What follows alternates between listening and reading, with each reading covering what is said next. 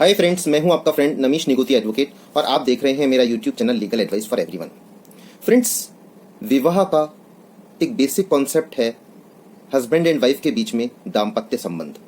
यदि एक पक्षकार दाम्पत्य संबंध स्थापित करने से इनकार कर दे, उस दूसरे पक्षकार की सोसाइटी से विड्रॉ हो जाए, तो क्या पीड़ित पक्षकार को अधिकार है कि वह कानूनी रूप से दाम्पत्य संबंधों की स्थापना करवा सकें?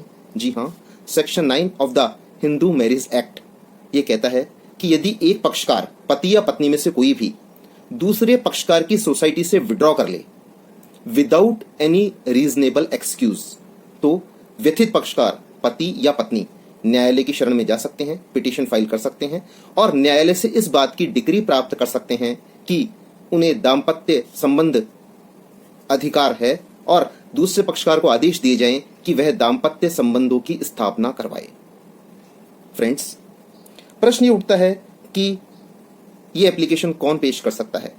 तो व्यथित पक्षकार, चाहे वो पति हो या पत्नी हो, दोनों ही section 9 of Hindu marriage act के अंतर्गत रेस्टिट्यूशन ऑफ कॉन्जुगल राइट्स की एप्लीकेशन पेश कर सकते हैं। किस न्यायालय में यह प्रार्थना पत्र पेश किया जाना चाहिए? कॉम्पिटेंट ज्यूरिसडिक्शन वाले फैमिली कोर्ट में सेक्शन 9 की पिटीशन को पेश किया जाना चाहिए। साधारण भाषा में समझें तो उस स्थान पर जहां पति व पत्नी दोनों अंतिम रूप से साथ रहे हों तथा एक पक्षकार ने दूसरे पक्षकार की सोसाइटी से बिना रीजनेबल एक्सक्यूज के अपने आप को पृथक कर लिया हो या विड्रॉ कर लिया हो, उस स्थान वाली ज्यूरिसडिक्शन फैमिली कोर्ट में रेस्टिट्यूशन ऑफ कॉन्जुगल राइट्स की एप्लीकेशन को पेश किया जाना चाहिए। किस तरह यह प्रार्थना पत्र न्यायालय में पेश होना चाहिए?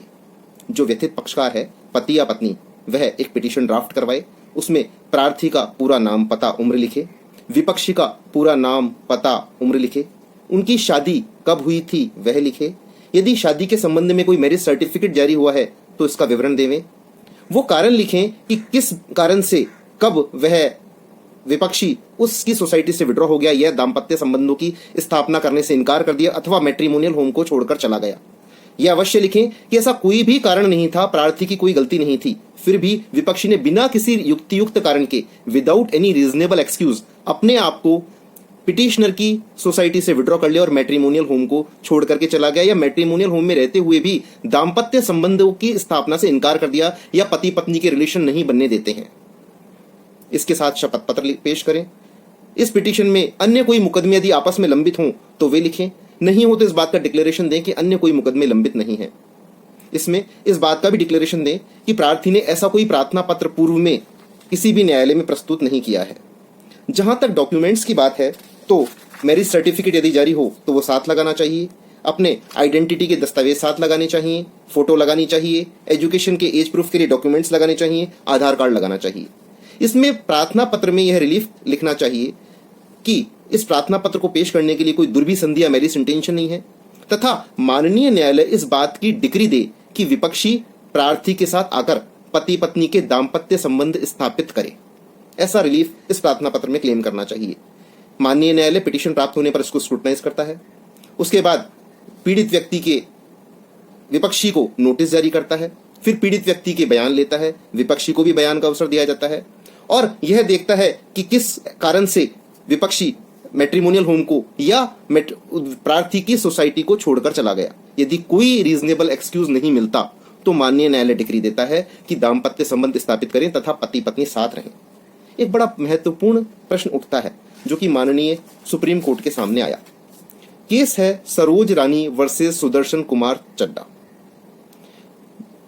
पिटिशनर पति जो है वह पत्नी के साथ रहना चाहता था, उसने रेस्टिट्यूशन ऑफ कॉन्जुगल राइट्स की एप्लीकेशन लगाई।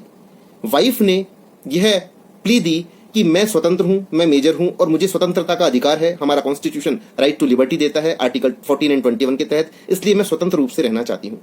माननीय सर्वोच्च न्यायालय ने कहा कि यदि आपने हिंदू मैरिज की है तो आपको पति पत्नी के रूप में रहना पड़ेगा, दाम्पत्य संबंध स्थापित करने पड़ेंगे, क्योंकि सेक्शन 14 एंड 21 जो है सेक्शन 9 को वायलेट या सुपरसीड नहीं करता है।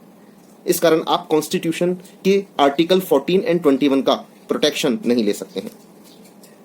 इसी प्रकार एक ऑनरेबल सुप्रीम कोर्ट के सामने केस आया। केस का टाइटल है सुमन सिंह वर्सेस संजय सिंह।